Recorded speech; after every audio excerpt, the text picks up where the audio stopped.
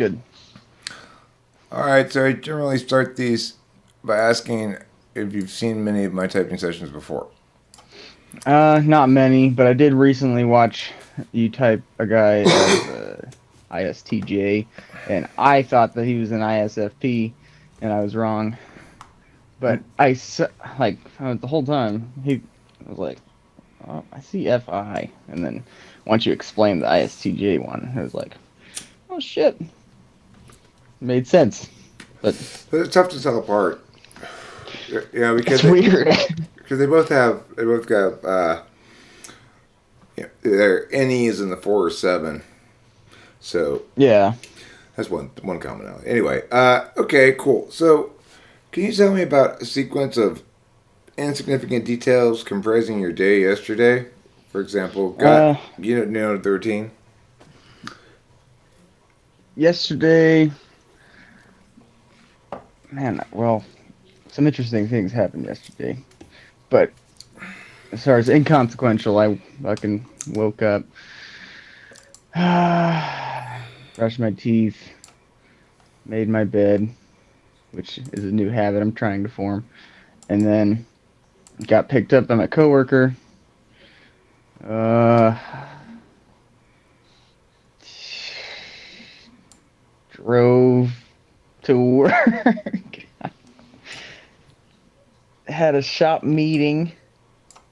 I guess that's a little more consequential than inconsequential, but drank coffee. Do you remember any of the conversation where you were driving to work with somebody else? Do I remember a conversation where I was driving to work with someone else? And like, did you drive to work by yourself? It sounded like in that story you Oh had no, got no, it was I got picked up by my coworker. right. So do you remember what Uh, conversation you had during the car ride? I was trying to. I don't think I do. Do you remember if you heard anything on the radio or something during the car ride? I think he might have been talking about Ukraine and politics stuff, but he talks about that all the time, so that might just be a honest guess. Okay. So did I you know that we were talking about that the day before yesterday. I know we were talking about that, and then I think he followed up on it. Oh, he talked about birds. He talked about birds. He was trying to tell me something interesting about some birds that he saw the day before, and then his wife called, and then I got in the truck and I saw that he'd written down on a piece of paper birds, and I was like, what the hell? And so I wrote down chirp chirp without saying anything to him. That was the first thing I did, and then he was like, "Oh yeah, I wrote that down so I could tell you about these birds." And there's some story about some hawks. So there Mm. you go. There's the conversation. Yeah, okay, cool. Uh, okay. So let's start. Let's play World Mic Power. You've got the mic. You got 30 seconds to talk into it. It gets translated into every language, broadcasted in everybody's ears. What do you have to say to the world?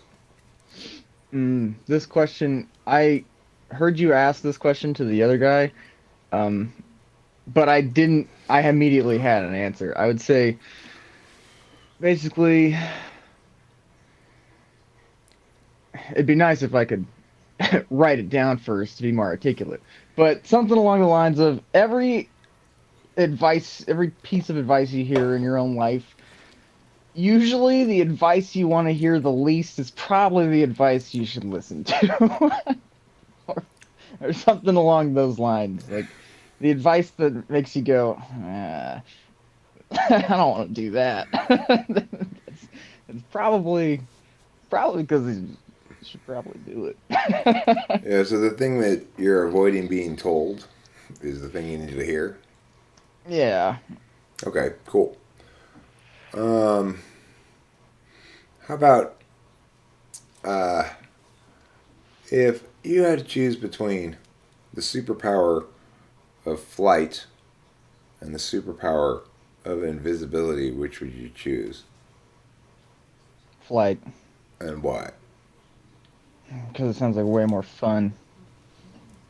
I'd rather have both though, because I wouldn't want people to see me flying around, and then I become like famous. And they're like, "Oh my God, it's the flying guy." You could wear a mask.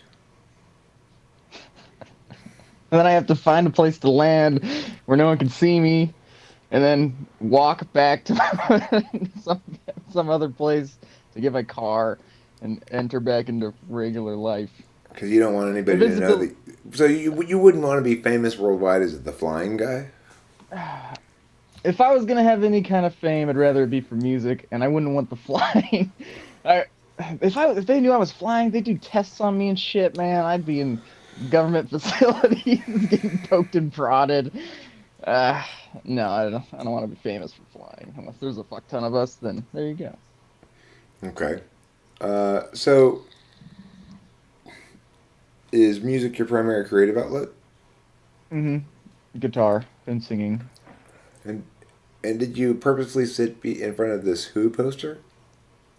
No, that I was thinking about that too, but it's just my room was not full of a lot of things, and I thought it was boring like 5 years ago, and so I just started. I bought a Who poster, and I also have a Pink Floyd poster, but I don't even listen to them that often, the Who or Pink Floyd. I listen to them sometimes, but Did you whatever. did you happen to catch there was a live stream the other day where we were Where were we discussing talking about the Beatles and and the the Who? Who and the Pink Floyd? Yeah. Yeah. Shit. The Pink Floyd, it's that album cover, and I don't care if you don't like Pink Floyd. It's a pretty cool album cover. You recognize it? You know that Yeah, one? yeah, yeah. The one with the guy on fire. Yeah, Yeah. yeah. Shaking hands. I don't know if I ever heard the album necessarily, but I recognize the album cover for sure. I don't know if I have either. I'm sure I've heard something off of there, but it's just a cool album cover. Yeah, that one is quite cool. Okay, cool. So, tell me about your when you're playing the guitar and singing. You also doing songwriting. Yeah. Okay, can you tell me about your compositional process? Do you start with guitar? Do you start with words? Do you start with a melody in mind? I usually start with guitar. Sometimes I'll have an idea in my head and then transfer it with to guitar. I'll start playing it or humming it. But usually how it goes is I just start playing and I'll just start playing and making up stuff and it's like, yeah, hell yeah. And then when I find something that sticks, I usually keep going with it and then I start to hum a tune and then I try to think of words or a lot of times I'll start just coming up with the words and then be annoyed that the song itself doesn't really have a concept. And usually the words that come to me the quickest are either jokes that aren't or kind of emotional, softy, squishy stuff. And then I'm just like kind of disgusted by it. I'm like, oh my God, stop. But that's how I am. It's like I can easily sing about sad, deep, emotional bullshit.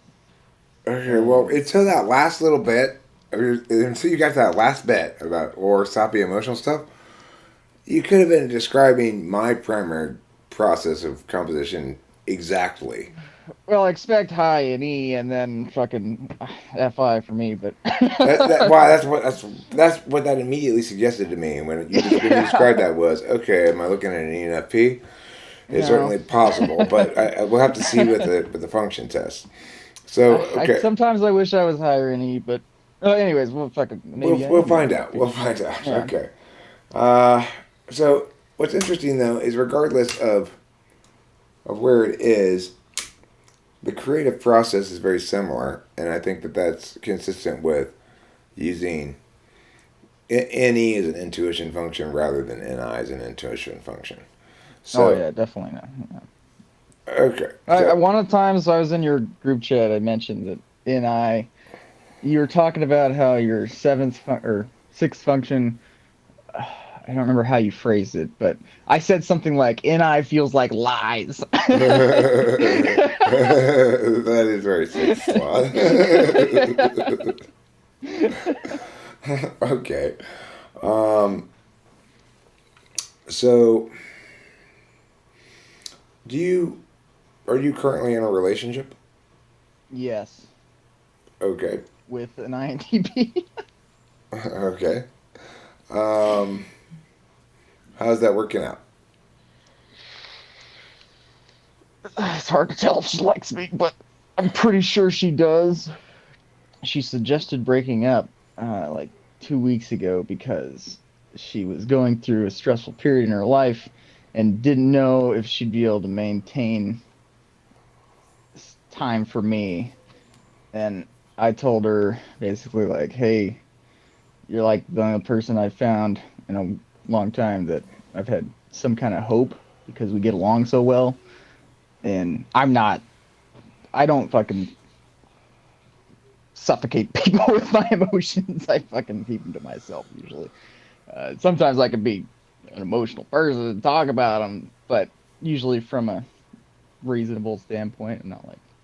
But you know, I told her, "Hey, don't worry about me. I'll wait it out. If it's that bad, I'll let you know." But she's like, "I'm just trying to get rid of all the pain now because I know it's coming, and I don't want to have to deal with it later in like different sections of time." I was like, "That makes logical sense.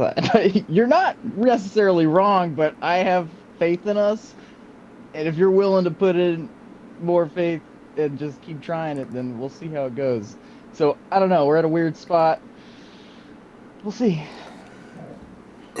Well, you know, if it's early in a relationship, then one can expect some vacillating between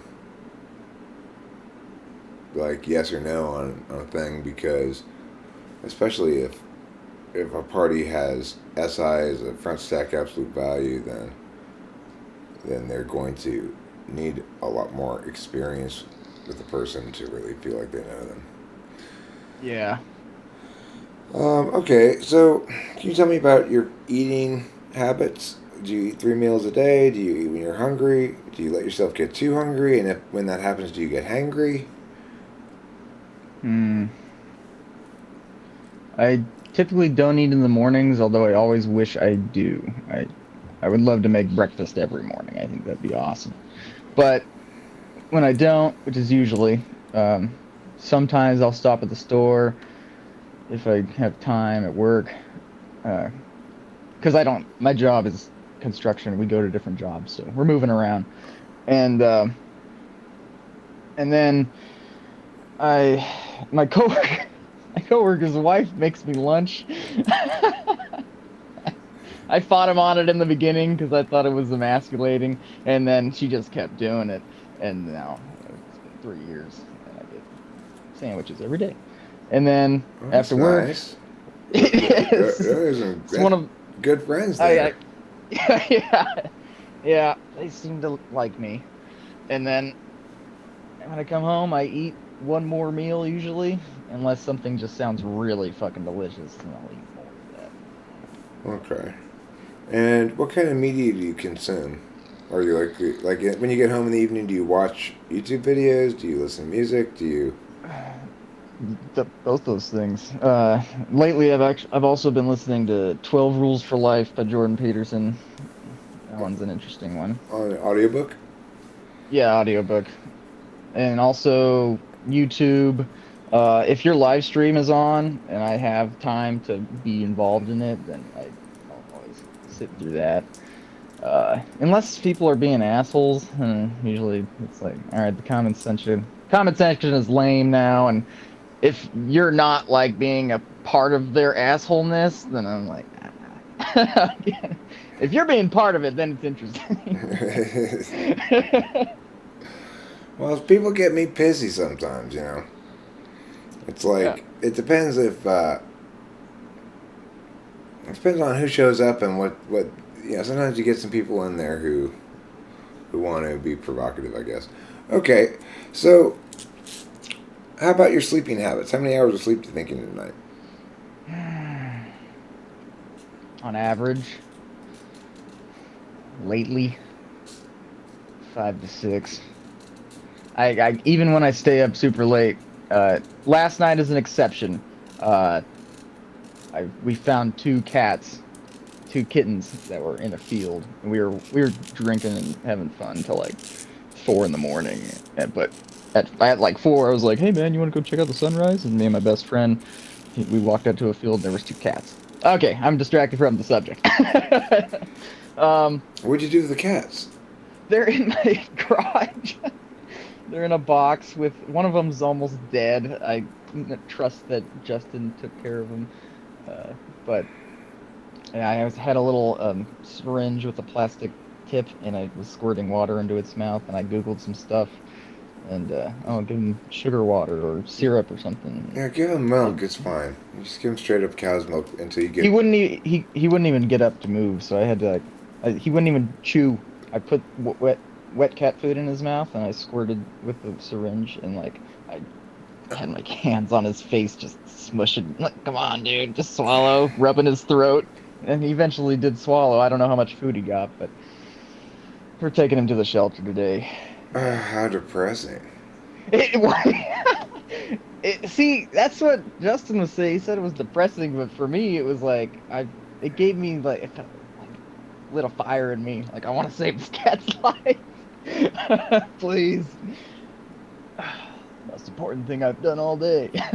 Well, I mean, yeah, I don't think it necessarily would be depressing to save the kittens. I think it's depressing to hear about it. Yeah, he might die. But his brother might. His brother seemed pretty spunky. He'll probably be okay. But I put him in a box with a blanket and a heating pad on top of him. Hmm. Okay. So you don't need a whole lot of sleep. Does that mean do you periodically crash for a lot of hours to make up for some of those lost hours, or what? Usually not. I try not to nap. I don't. I make an effort not to nap because it just fucks my sleep schedule up even more. But typically, like even if I stay up till 1 or 2, because I get up for work every day, I can't usually sleep past 7. Usually I wake up at 6. I might just lay in bed, but I usually wake up and I'm like, oh my God, why can't I sleep longer? Okay. If it is a work day and you went to bed too late, would you rather wake up the last minute and rush out the door, or would you rather still get up with like an hour early so you can take your time getting ready? I would rather wake up at the perfect time to have enough time to scramble and get ready. Like, I can probably get out of my house within 10 minutes and be good. I Okay. don't get a shower either. It's construction. I don't care for the smell. Right. What's the point? You're gonna immediately start sweating. Yeah, I'll shower when I get home. Okay. Um, so, are you the person who does, or do you do recording of your music as well as just playing it? I do all of it by myself, yes. I don't record that much. I've been trying to be better at it, but if other people are home, it's not ideal. But this is my setup. I got my microphone stand next to my bed, and then my TV is my computer screen. There's my computer, and then I sit here and do my thing. I think you have the same microphone as me. It's a condenser mic. It is a AKG P220. And this is, I don't know if it says it anywhere. I don't know. My eyes are old. I can't see very well. But this is also an AKG or whatever it is. It Nice. looks like the same mic. Anyway, see here's the mic. Wait. Oh yeah, Where is it? it's Yeah, not a bad mic. yeah, right here. Yeah, it's good. I like it. I also have one of these other blue mics over here, and when I'm recording things, sometimes I'll plug them both in as stereo mic stuff. And it's funny when I bought another one of these mics. I mentioned that I was going to do this to the Guitar Center people. They're like, no, you can't stereo mic with different kinds of mics like that. I'm like, okay, fuck off. Yes, you Do what can. you want. Yes, you can. It's fine. What kind of audio interface do you get? I got exactly Scarlett. the same one, dude. I got exactly the same one. I shit you not. Look at this. Hell yeah. There she That's what I'm blows. talking about. Wow. That's awesome. I guess we both went to Guitar Center, Yes. huh? Was it a pain setting yours up? You I, have to like go online and fucking enter in the thing. I don't remember. I got it a while back, but Whatever. yeah, it's worked really well. I like this. It's just that Focusrite. You get two XLRs and Yep. and they're both multi, so you could plug quarters into them instead if you want. I'm So not crazy about the sound when you plug electric guitar directly into it, but I've tried plugging into pedals that and then plugging into the um, Scarlett, and it works. But I love the sound of just straight up acoustic to condenser mic. I think that's one of my favorite ways yeah, to yeah. record. I mean, I don't even have an electric guitar, but I would also, if I did have a working electric guitar.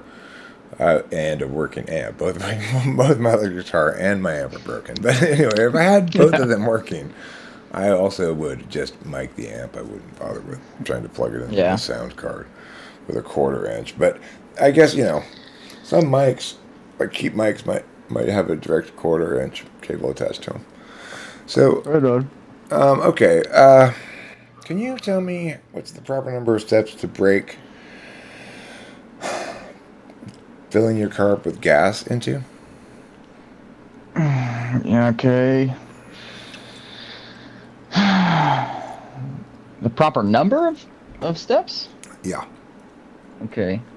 Uh, Pull up to the side that your gas tank hole is on, and then, well, I'm in Oregon, so they'll fill it for you. But, but then you put in your card, take the thing, put it in your slot, push the button that you want, and then turn it on.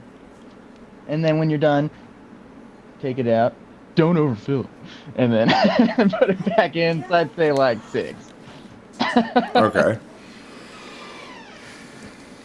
And why does Oregon have that rule? Maybe to create more jobs. Give people jobs, give people something to do. Is that the justification? That's how I can justify it, I guess, because there's really no need for a gas guy. Is it an It's just, old law that just never got taken off the books or something? I, I don't know. I've lived here 7 years. Commercial filling places you do it yourself, but and if you have diesel, I think you can do it yourself. In some places you can just do it yourself anyways, but it's annoying because you get to a gas station that's busy and they've got like one guy walking around, so you're just waiting. It's like, dude, I know how to pump my own gas. But whatever. That's an unintended consequence of that law. I don't see how they couldn't have foreseen that. I don't know how the conversations go when they're making laws. I wasn't there. Well, unintended and unforeseen are different things. Okay, true. Yeah. I hope this doesn't happen that much. I, Did you already eat? yeah, there's these pot roasts in the fridge. Okay, yeah. I, No, I I, was just roasting one for you. That's why. oh, I already made myself one. Okay. Thank you, though. Nice. So, are you, Rachel? So you could just eat that then, yeah? I don't know where she went. Never mind. Okay, I don't know what she's doing. It doesn't matter. Okay.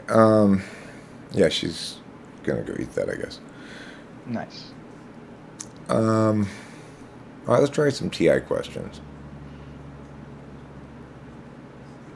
If all cats need food to live, and some things that need food to live sing opera, is it necessarily the case that some cats sing opera? No. Okay. If only The Who is better than Pink Floyd, and I'm better than Pink Floyd, am I necessarily The Who? Yes. If some candy bars have nuts, and all things that have nuts are men, is it necessarily the case that some candy bars are men? If some candy bars are nuts and all, Have, and all, if some candy bars have nuts, and all things that have nuts are men, is it necessarily the case that some candy bars are men? no. Yes. You said if some candy bars are nuts and all If some things that candy have, bars have nuts, and all things that have nuts are men, is it necessarily the case that some candy bars are men? yes. I was thinking if some candy bars had nuts. Okay. Yep. Yes. You're right. Okay.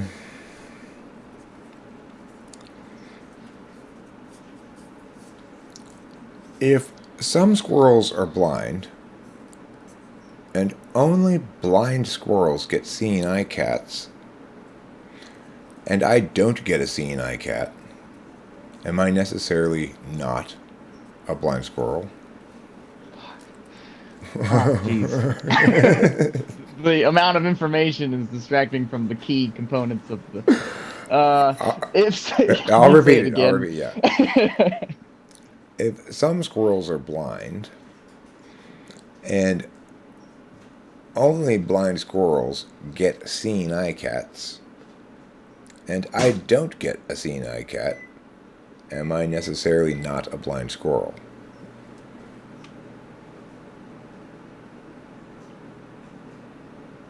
What was the second part?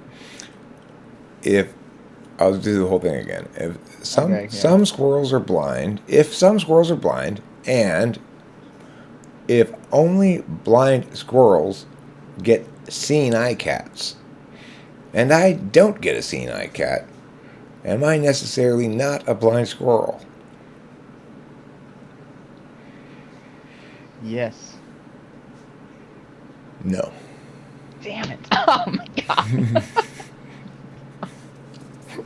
If I had written it down, Okay. studied it for a minute. Okay. That's fine. That was like I probably would have. It's a silly question. I was pretty confident in the PI one because it was like, okay, if this, then The that thing is, the first piece of information in that one is was unnecessary. useless. I Yeah. know, and I that was just a distraction. Okay. Well, let's see.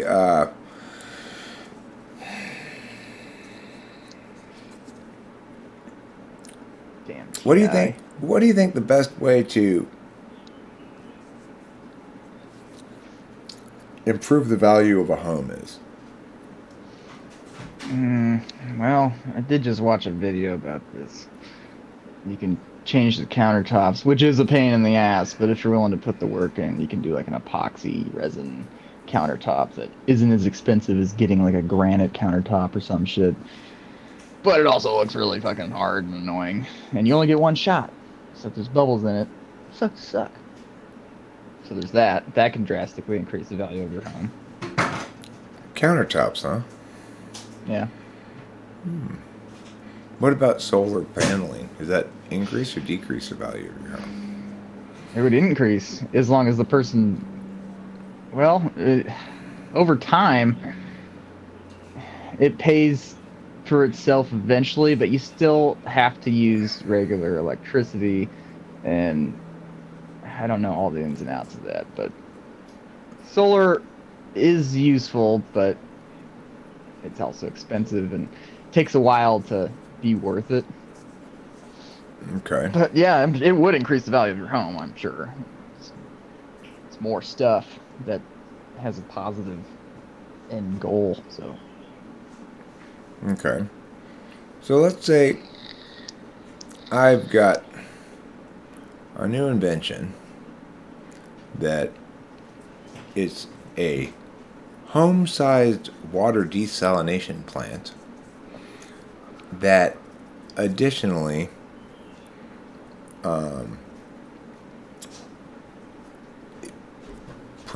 It additionally works as a salt grinder. So it extracts the salt, turns it into crystals, and then you can just go to the side of it and grind salt straight up onto your food. Wait, what about it? I want you. Oh, right. I want you to name it. I want you to name it for for marketing purposes with some snappy marketing names. Snappy.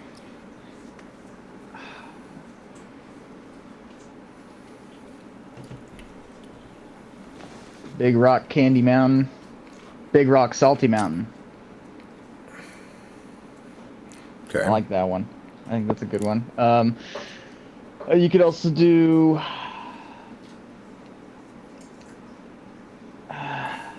salt feeder. Well, I was trying to make a pun with like saltpeter and salt feeder, but that's not good. It's kind of lame. Dusty's Dusty's scratch and taste or Dusty's scratch and taste desalinization, salivation, plant explosion. That's a good name for it. Dusty's scratch and taste. That's where'd you get Dusty from? I like that. Because the only thing I took away from what you said to name was the fact that you could scratch salt and put it on your food. There's a desalination plant. You have to bring salt water from the ocean to your house first. Okay. The only thing I was focusing on was that you could put salt on your food with scratching the thing. That's the only thing I took away. Ocean shit. Okay, so it takes the salt water, it takes the salt out of it, and then people can use the salt. Yeah. But you have to go there to put the salt on your food. Well, it's a desalination plant that is for your house, but you have to provide your own supply of salt water somehow. Oh my God. Okay. You gotta bring home buckets of salt water from the ocean and pour it into there. Okay. Jeez. Oh my God. All right.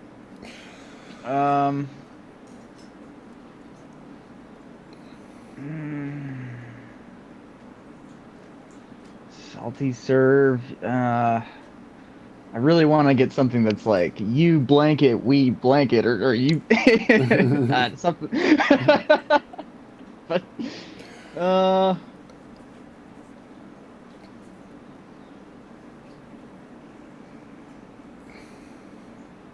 desalinator. Desalinator, salt your taters.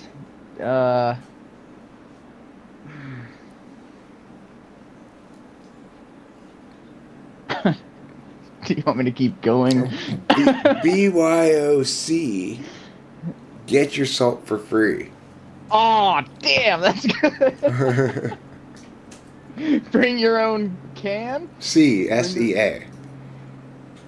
Oh, You have to bring the C to you, and then you get salt and fresh water for free. Man. Did you bring this one up having that name, or did you just come up with it? You fucker. I never have any. I don't know what my inventions are before I start asking the question. Such a creative bastard. Okay, so it's interesting. You don't seem to have a particularly high opinion of your own extroverted intuition or introverted thinking in terms of your self-reporting about it, but you perform pretty well both of them. Well, extroverted intuition is my favorite function. I think it's the shit, but I don't think it's my top function. And TI, I fucking think it's awesome, but it's also cold and ruthless, and I'm not. Okay. All right. Well, let me just ask you directly what you think you are, because that'll give me. INFP. You think you're INFP? Okay. Yeah. That's where I mean, that's what was left with the indication that you think NE is second, NI is sixth. Any second makes sense. I think your extroverted intuition seems consistent with ego block, as they say in socionics. FI Dom. Well, I don't. I'm not very good at recognizing FI directly, but let's see if we can. Let me see if I can parse that out a little bit. I think FI is people being themselves.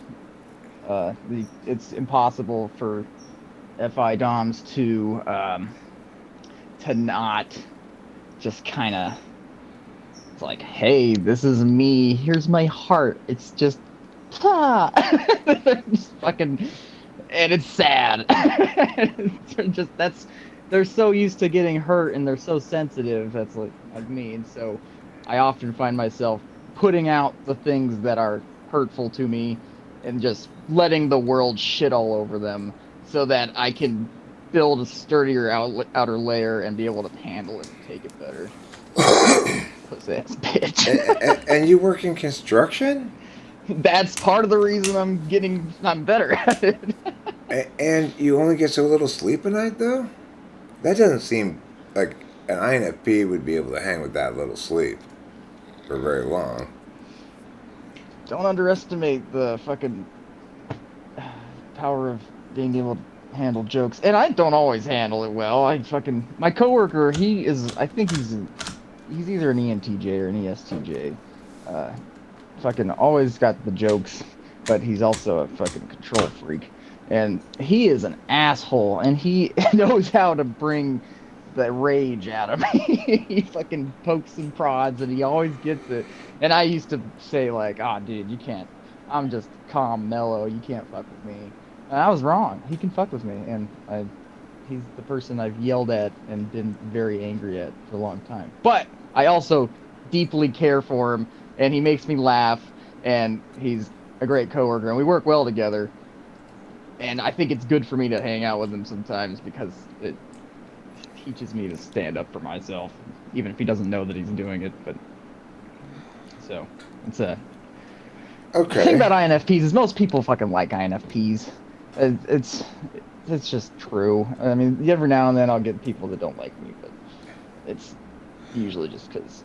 Well, you do have that kind of moist-eyed vibe about you. I lived with an INFP in Shanghai for a while, and In Shanghai. yeah, What the fuck? yeah, he was my, I guess, assistant kind of, or like my assistant coach or whatever. He did the classes he was a teacher that worked under me, but we lived together. Anyway, and he freaked out at me one time because I was smoking outside near his clothes on the clothes that were drying on the clothesline. And I'm like, listen, fucker. It's like, here I am not smoking inside this apartment at all because you probably aren't going to like that. And I'm just, I don't want to impose that on you. So now you're outside and it's fucking raining, and so I'm trying to huddle underneath the awning, which puts me near the clothes. And you get all pissy about it. Was that you? Was that your fault? There's a good chance that like you did something or a number of things in the past or in the days before or the day of the occurrence that annoyed him or ticked him off, or you said something and then he was just letting it sit and he's just feeling it. He's just and then he sees that and that's just the straw. He's like, oh, fuck you. Yeah, well, and I did that the other day. My coworker, I was pulling up. He asked me to move the truck and trailer I was driving so that he could park behind me, and I pulled it forward, and then he fucking started to pull forward, and I looked in the mirror. I could see that it was fine. That was a fine amount of space that he was taking up, and he was good. And so I stopped, and he honked, and he told me to go farther, which is not a big deal. But the area ahead of me, it narrowed, and I didn't want to block the path for the neighborhood that we were in to get out of their section. And so I thought about all those things. And then for some reason, it just ignited this rage. And I was like, oh, come on. And he honked again. And he's like, fuck you, move. And I was like, oh. And so I slammed my door, and I fucking gun it. And tires screech a little bit. I pull around the corner. Like, and I said some snarky thing to him, like, "Hey man, I just treat you how you treat me." And that's the stupidest thing, because he brings me sandwiches every day.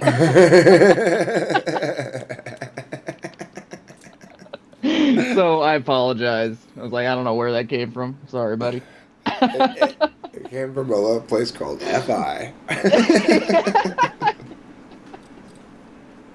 Yeah. But it's like the bottom line is people are entitled to their feelings, and They're guaranteed. They're guaranteed their feelings. It's just, what do you do with them? That's what I think it is. Everybody has so. feelings. It's just, So what do you? we all have an emotional reaction to things, and then we get to choose how we handle it. That's it. So what do you feel right now emotionally? A little excited, kind of. I'm having fun. I've been excited to talk to you for a while. I just didn't want to commit to spending money because I like to save money. But Does it take you a long time to buy things? Like even if you need one, even if you need it. depends on what it is. But yeah, usually it does take me a minute, unless it's drugs or alcohol. Of course. Yeah. I don't plan that out. Oh yeah, those are necessary. It's like you gotta have electricity. You gotta have the electricity turned on, the water turned on, the drugs turned on. All those pipelines need to be turned on. Yeah, I'd say currently I'm feeling joy, but also slight sadness because it's 4 minutes till 1, and that's a bummer. All right, we got started late, so I figured we'd go over some anyway. But okay. Well, the thing is, I gotta say though, you're definitely okay. So like everything's consistent with INFP. The TI is if it weren't going to be ego block, it would most likely be like a strong 3rd or a strong 8. INFPs often have a strong 8. So what do you mean by ego block? 1 or 2. But what does it mean? It's just for me it's just a quick hand term to express 1st or 2nd slot. Socionics means whatever they mean by it. I don't know. Okay. I don't believe in socionics is whatever their explanation is. It's just it's a quick term to express the 1st or 2nd, because it's like all the other functions are defined by those. So, and I guess it's called the ego block because now that I think about it because the conscious and willful application of your attention comprises the part of you that might be called your ego, and so but it's like the part of Jungian stuff that I don't include in my kind of thinking at all. But yeah. Okay, so that seems consistent. The any 2nd slot seems consistent. You're self-describing NI as, stop lying by reducing things so much. You don't know. There's always something else. Yeah. That's very consistent with any 2nd, and the only thing that really stands out is you seem to have a lot of SE. I think that it has to do with taking psychedelics. Okay. I think it's left a lasting impression on me on the importance of SE, and that has actually made a noticeable difference in my life. How did you get into construction? My uncle, I lived in California. I grew up Mormon, and I didn't want to live with my Mormon parents anymore and have them be up in my shit about going on a mission. 'Cause I can't go on a mission and tell people about something I don't believe. And then, so my uncle, we went and visited him like a couple of weeks before I graduated high school, or before I turned 18. And then he was like, "Hey, you want to come to work with me and see what we do?" I was like, "Yeah, sure." So that's what he did, and it's directional drilling. It's one of the most interesting things in construction, I think. It's like a drill that you set horizontally and you poke in the ground at an angle, and it has a bit that's angled and it pushes into the dirt, and you can steer it. And I'm the tracker. I follow it and I tell him where to go. I'm like, "Hey, go that way for a foot." Oh, And that's interesting. So if you have to, it's like, why would you have to go diagonal? well, you say a plumber needs a water line installed and they don't want to dig a trench. So we come, set our machine up on the street, and the whole thing lifts up. And there's like a rack of bars, metal bars that are 5 or 6 feet long, depending on the size. And then hydraulic force pushes the rod into the dirt at an angle and pokes in, and then you push 12 o'clock if the paddle is facing upwards, and then just the friction of it pushing against the dirt bends the whole thing, and then it levels out at zero or at level, and then you go straight, and then you poke up underneath the house, and then you pull pipe back. So the drill bit bends? The drill bit is straight, but the drill bit is sturdy, but it angles like that. So the whole thing, like my arm is straight, this thing is bent. You push it into the ground, and the friction of it pushing like that, it makes the entirety of the rods that are connected to it behind it bend in different ways. And dude, you could do crazy shit. Oh my god, I've done like S turns and going around a cul-de-sac. Huh. Crazy. I've done a 90-degree once. Not like, quick, but it was a gradual curve. And we down this driveway, curve, keep pushing left, keep pushing left. Huh. And That's I was like, interesting. whoa. Yeah. Pretty cool. So do you ever write any songs about your job? No. I thought about it though. I thought it would be fun to write a song, not about my job necessarily, maybe a little bit. That'd be fun, but I thought more about like writing a song about each thing about my coworkers that annoys me, and then playing it for them at some point at like a company party. But I'd have to get really good at it before I did it, and it'd have to be funny enough to justify it. So probably not gonna ever happen. But I think the chorus should be, "Don't don't worry if you're nervous, baby. I do directional drilling." all right, directional boring too. You might think I'm boring, but really I'm a driller. I don't know. There's something there I could work with. The last song I wrote, I was fucking all fucking bummed out one morning, just like existential, yeah. And then I was like, "Fuck this! I'm gonna write a fun song." And I wrote a song about not having cheese and needing to go to the store to buy cheese. This is a nice topic. Yep. Um, do you like? Okay, so you just described instances where you felt you didn't like your lyrics because they were too emotional. I've been steering away from it, but I went back and looked at my lyrics from like years ago when I was 18, 19, 20, and God, they were so. Ugh, I thought I was so deep.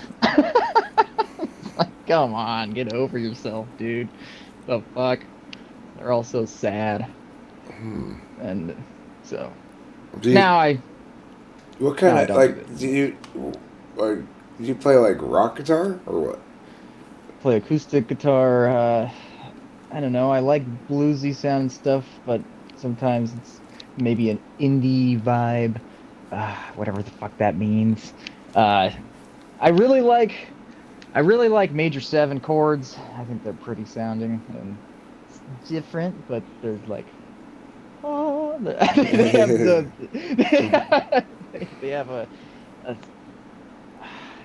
a beauty to them. It's got a little sad, a little beautiful, a little fucking in between thing going on. I don't know. It's, Maybe. it's funny when you say that.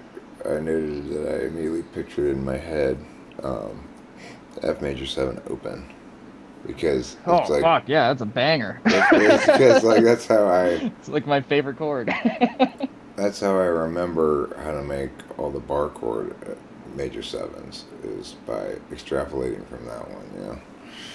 Or Uh, you can do a D7 shape, but uh each string is up a string or down a string, and you go like an A. No, it would be an A major 7, an A major 7 shape. You can take that all the way up. mm, Use that as the bar chords. oh, okay. I'm not sure. Oh, yeah, I know what that is. Um, okay, cool. So, do you play? Are you are you fond of uh, certain tempos? Like, do you like to play things that are more uh, shuffly, faster? Hmm. Um, I don't usually like to play things that are too slow. Uh, but I also certainly don't shred like an electric guitar metal player. And I don't really have the desire to. As cool as it is, it's just not really something I want to put in the time and effort into learning how to do. I'm more interested in learning all the different chords, but as far as rhythm goes, I rhythm comes naturally to me, and I learned that by playing with other people who don't naturally have rhythm, and it's awkward and it doesn't always play out well. But if you find someone that does have good rhythm, then you can do fucking incredible things. It's fucking awesome. Like if one guy is playing guitar and the other guy can just sit there and like pick a couple strings out and just like I'm just gonna hang out here and like doo, doo, doo, and, bounce back and forth.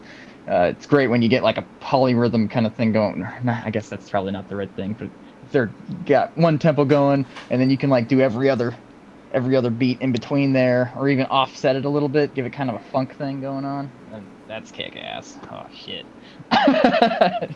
I'm pretty good at recognizing when a song is good by my own standards. Like I can I listen to my mean, own shit. you sound like you're right. So, I think I am. I listen to like I just know that this isn't a good song. I mean, rhythm is Scratch it. king. You know, it's like you gotta have the rhythm. If you're playing, especially like if you like to just sort of do accenting and stuff, or or come up with like a lick that goes over it or something, you really need the rhythm guitarist to be rock solid, Hmm. like the bass and the drums. You know, people don't think of guitar as ever being part of the rhythm section, but rhythm guitar certainly is Yeah. has to be as precise, almost well, at least try to be as precise as bass is. You know. And I'd definitely be more of a rhythm guitarist, but nobody needs a rhythm guitarist. Everybody has a rhythm guitarist. Everyone needs a drummer or a bassist. And I can play the bass, but probably unless it's like country or Christian rock, it's probably not going to be what people are looking for. Because everybody probably wants like I want a jazzy bassist who can really slap the strings. Well, Uh, I can play it. that's I can play not. it like a guitar. Yeah, I don't think it's a good idea to have floppy basses and stuff. Bass is supposed to be playing its role. Its number one job is to be precisely in time with the drums and not take up a whole bunch of room beyond providing that bottom end. You know. Like it creates a melodic structure that the drums can't provide because they're not melodic. They're just percussion.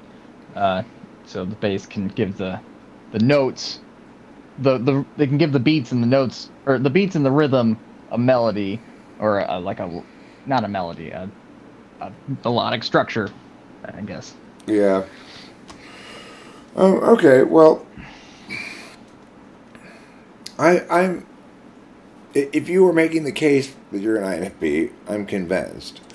I I I'm not sure if I would have concluded that had I. I mean, I probably would have concluded it prior to asking you at the end here, but I'm saying it's like if you had given me no information at all about what you thought you were, then I'm not sure I would have concluded that. I might have concluded ISTJ, which has the same functions in a different order and the same absolute values, but probably not because your NE is obviously better than fourth.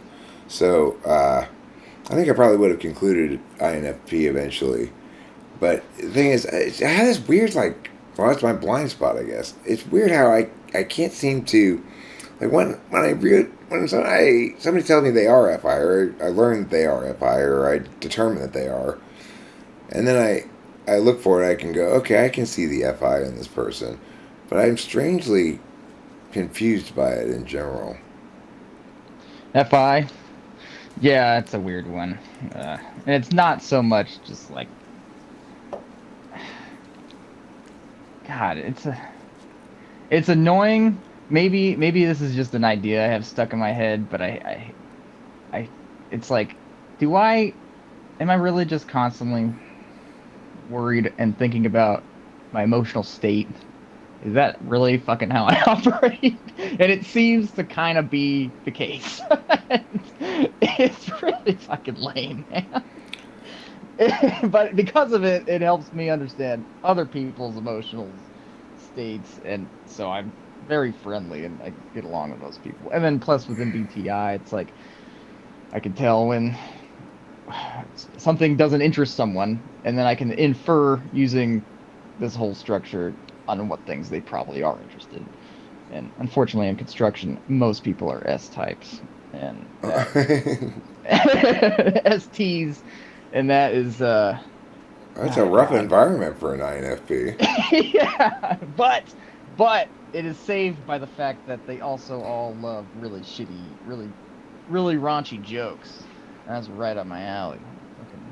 And innocent jokes too. Those are good too. Okay. Well, there's something I was going to. Well, I was going to say this. So, presumably, though, the benefit of having FI in the dominant is that when you enjoy things, you really enjoy the shit out of them. Is that correct? Yeah. Yeah, Okay. that's true. I can, and I see. I was thinking about this while I was doing nitrous yesterday, and oh God, I would love to have another session with you just to talk about that. But but Yeah, it's weird, right? What does it kick into gear for you um, when you tap that? I think it. I remember asking you once, and I said, "Does it seem to like bring out NI?" And then you said SI, and I agree with that. And then For me, it definitely but brings out NI. I don't know why I said SI if I did. It doesn't bring out SI for me. It brings out NI. Like, kicks my NE down to nothing, and then all of a sudden I'm NIing. Fuck, dude. Oh my God. The theories. So, I think, well, whatever you're thinking about, it narrows that down. And I think part of that is because you're holding your breath and you are losing like, you're going from thinking about the thing to like, okay, your body is telling you, hey, homeboy, you gotta breathe. And so it kind of puts you in this little, like, uh, slight danger level where where it's exciting because it's like, oh God, I need to breathe, but I'm holding it in. Well, I don't do that anymore because I just take it. You don't need I to. don't. No, you don't need to. It doesn't But help. when I first started, that's how I did it, and that's where a lot of that came from. Like you can hold it in all the way and fucking pass out, and you're like, what the fuck? That's a crazy experience.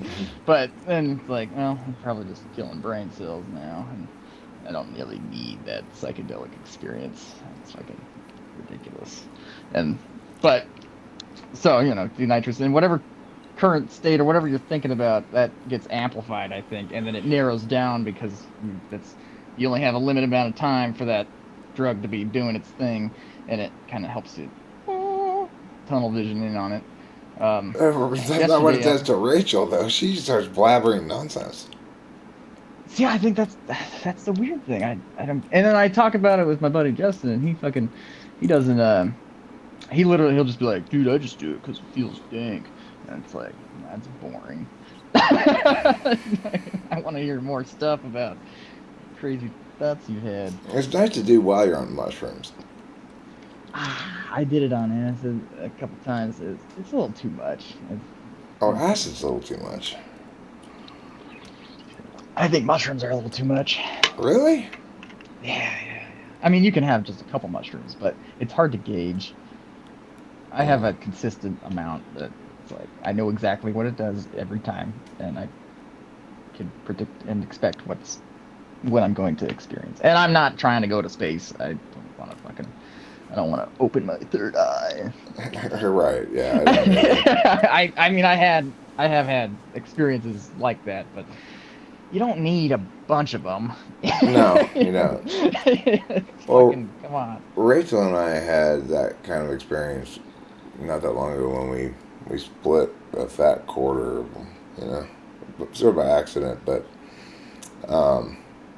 because we didn't really, there were two bags inside the larger bag, and one of them had a quarter of mushrooms in it, and the other one we couldn't see inside. It was sealed.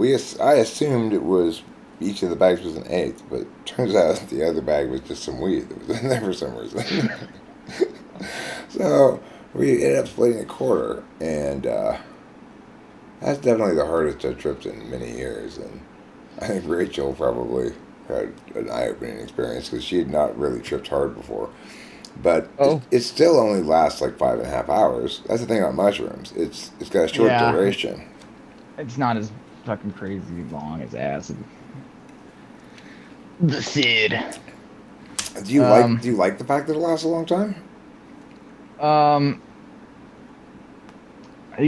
just take one tab, and I prefer to do it in the morning so that it can naturally be like a natural day progression. So it's not like, oh, dude, it's fucking 6 o'clock. Let's party tonight. You can drink a fuck ton when you're tripping. But I've had experiences that are like, you probably shouldn't, because I think I'm smarter when I'm fucking tripping, and then if I'm drunk, then I'm overconfident, and then I just start being, it's like a know-it-all, and it's like, oh god, fucking stupid, get over yourself. So I don't drink I don't drink a bunch when I trip anymore. But my favorite way is to take it in the morning, and then have a natural progression throughout the day, watch some movies, go on a walk, pet some dogs, write some music. Sounds like a pleasant day. That's what I'm talking about. Alright, well, cool. So, what did Elijah type you as? ENFP. Oh, it's not a bad typing, except that you're obviously not TI polar. The thing that made me know she was wrong, and I didn't really think about this till after this. I was thinking about it yesterday. I was like, yeah, the way that I know that she was wrong is because when she typed me as ENFP, my first thing was, ow. You didn't want to be an ENFP? No. No. Well, you're definitely not TI polar, and that's the thing about it. If you test TI properly, you can definitively eliminate 4 types easily. If you're not SI polar and you're not TI polar, it's pretty easy to determine that you're not those things, and it's pretty easy to be determinate about it. So Yeah. it's like you shouldn't mistype people as ENFP, ESFP, ENFJ, or ENTJ if they aren't those types. Unless you mistype ESFP as ENFP, that's possible. She asked more personable questions, and I think one of the influences I had on that typing was that I'm not shy. I'm not an introvert, really. And plus I was tripping on acid the first time I talked to her, and I was just like, "What do you think about all these ideas and Jungian stuff? And what do you think about this channel and that stuff?" I'm just going, and so I can see how she came to that conclusion. What do you mean by more personal questions? Did she ask about your penis? She knows. No. No, no, God damn it. Uh, okay, maybe personally. She didn't seem to have as much of a structure as you do. And you seem to have like little boxes of, all right, these questions for this function, these questions for this function, and you whip them out and pull them out of your little box of hats. And you'll throw your any creativity over it and spice them up, but a lot of them are structured similarly. And hers is like was looking for seemed like she was looking for me to give some kind of story that fit a narrative of whatever type she thought it was, which is ENFP. Hmm. And also, I don't think I know any types. I watch you. You're obviously any top, and I'm like, dude, if I'm an ENFP, my any is lacking. It's not. I'm not that fucking. I mean, I'll go the creative mile and think of crazy things, but the NE types, they'll just blah it out. They can't help it. They're always NE. They're always fucking going. Whereas I know when to not do that. Okay. Well, I would say that I've always said it actually works the other way around. It's that the tool function is the one that goes overboard, and that's why it corresponds with your blind spot. And the dominant is able to know when not to use it. But Really? but it's understandable you might feel the other way around Okay. because for you, your dominant is a judging function, specifically a deliberation function. For me, it's a action or perceiving function. So the thing is, it's like FI gets in the way of extroverting a lot of NE because you have to worry about the value of each of the things, like how much weight it's going to add or take away from a given thing. But it, Yeah. you know, it's still your tool function. So it, I guess the main thing is it probably extroverts for other people to look at the least in INFPs, but among the four NE1-2 types. Yeah. Hmm. I'm not sure what it would be like to NE about FI. I assume it's a slow, laborious, and thankless process. It's brutal, man. You don't any about FI when you're having good times. You just have the good times. You can take out the NE part. For me, you don't have FI when you're having good times, and you try not to FI when you're having bad times. Yeah. But then it's like you have the bad times, and then you think about sometimes you glean something out of it. Other times you're just self-criticizing and overanalyzing for no reason. Well, And because other you're being times, too Ryan-y. That's what that's called. yes, yes, and I get that quite a lot actually. I am being too Eric-y a lot too, and it's Yeah. frustrating. It frustrates myself, and I get mad at myself, and I say, "You need to stop being Eric for 5 fucking minutes." You know Yeah. what? I never listen. Like my uncle always says his catchphrase now is he'd be tripping and stuff, and he'd be like, "Man, when I start thinking about weird shit, I just look at my fish tank. Just think about the fish, Ryan." I can't just think about the fish. I will look at those fish and think about other things. You don't understand. Just think about the fish. Ah, all done. People are all obsessed with what they see with their eyes, but that's not the point of tripping. No. Okay, so I my typing of you is INFP. I can understand why somebody might think your affect is somewhat extroverted, but your functions test out as INFP, and so that's what you are. Cool. So I will stop this recording now. Do you want me to share it with you privately, or are you comfortable with me publishing? Um, We got into the psychedelic stuff. Anyway, yeah. Elijah's talking about my penis. Fuck it. Yeah, share it. All right, cool. Everybody will enjoy it, I'm sure. Thank you. Yeah.